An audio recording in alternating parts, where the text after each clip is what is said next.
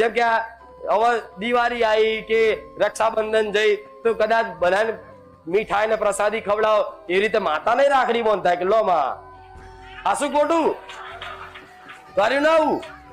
હા, તો એ તહેવાર કર્યો કહેવાય. તહેવારના દાડે તમે એને યાદ કરી કહેવાય. તમે નવા કપડા લાવો તો તમે એને 10 રૂપિયા ચુદરી લાવો. બસ માને એવું લાગશે કે દીકરો મને માને છે કે હું શું. આ શું ખોટું? માતા તો હોય જ, બધાને ઘેર ઘેર હોય. દીવો 2 ટાઈમ નહીં 4 દાડે કરતો હોય ને એના ઘેરે હોય, પણ એને હોમું ના જુઓ તમે. તો માં બિચારા ખારું હું એને ઘેર બેઠી છું, મને સંભાળીને મારી રાખતો નહીં, મને પાણીનો ભાવ નહીં પૂછતો. હું તો આટલા વર્ષોથી મને તરસ લાગે તો હા માતાજી તરસ લાગે, મને નહીં લાગતી.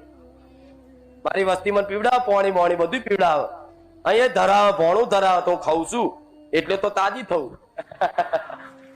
ના ખવડાવે તો હું કહી